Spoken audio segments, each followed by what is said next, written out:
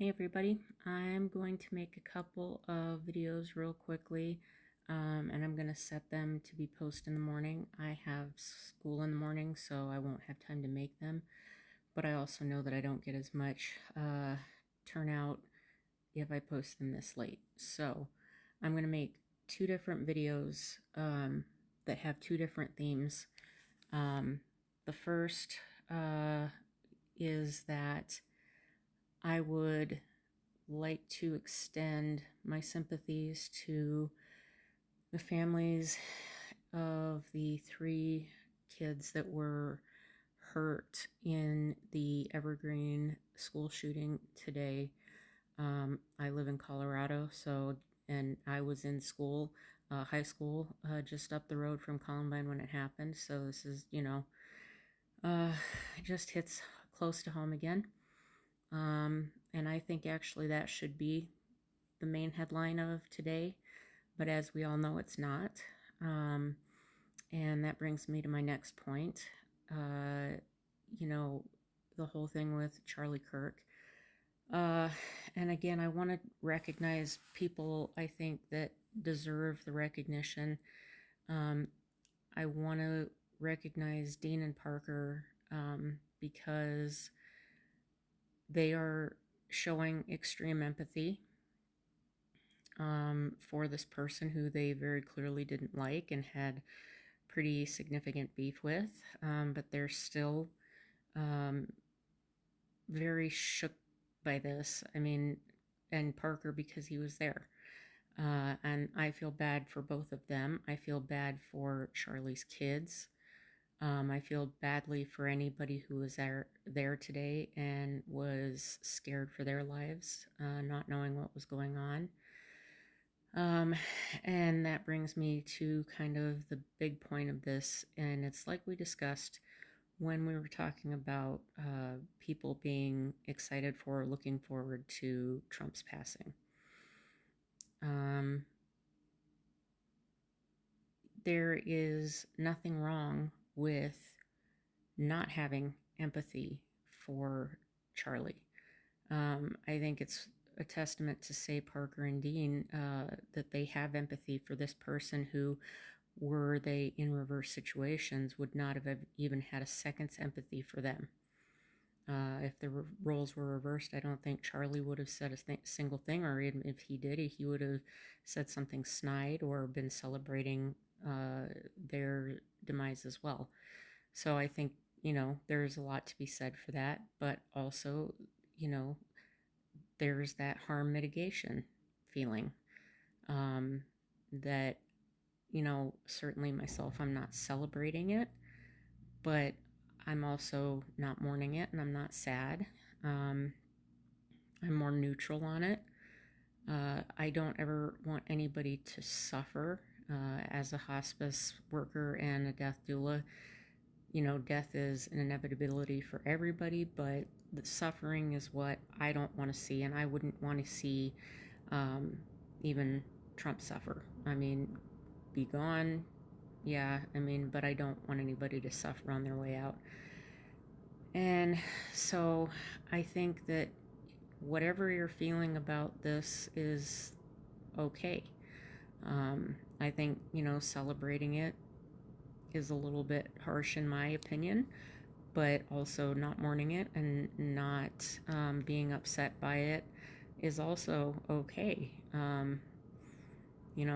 We all deal with things like this in our own way, especially when it comes to people that we don't like or that are doing significant harm to others. So I think that's kind of the position that, most people are taking right now that are on any side that isn't the right. And,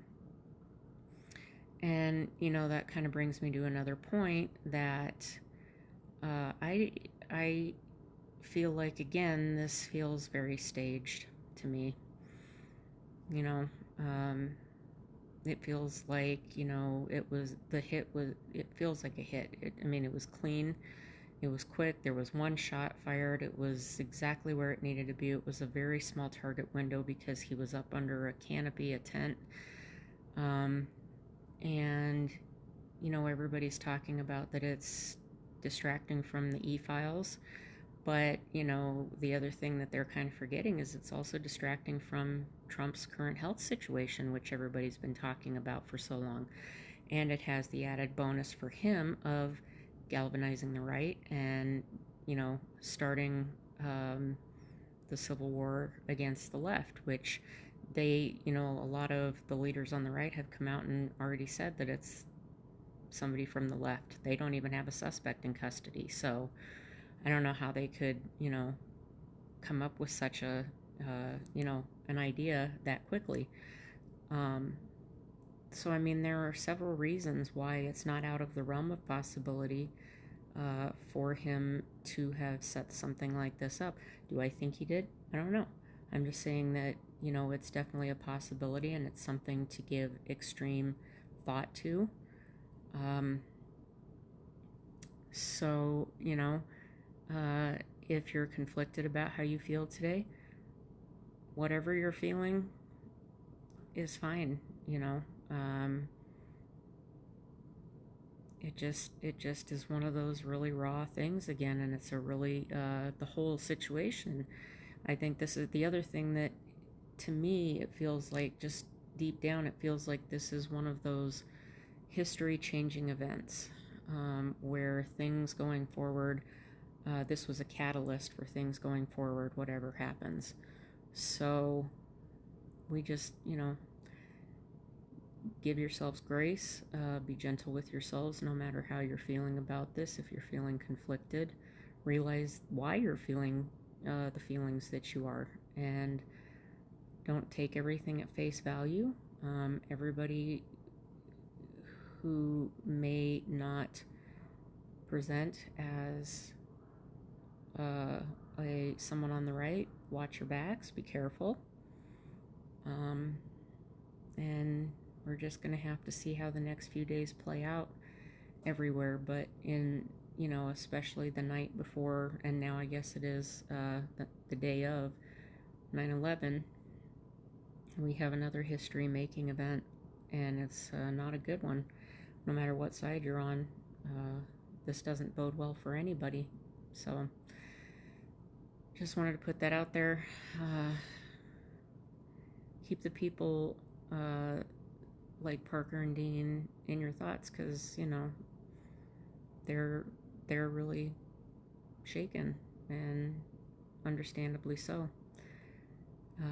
Please like, comment, share this post so we get it out. And I will be making a second video that talks about something with Trump personally himself, that has to do with his health, or just something odd about him right now as well. Please take care of yourselves. Hang in there. The next few days, weeks, months are gonna get really rough, I think. So do what little things you can to stay positive and happy, and do some really good self-care over the next few days, okay? Love you guys.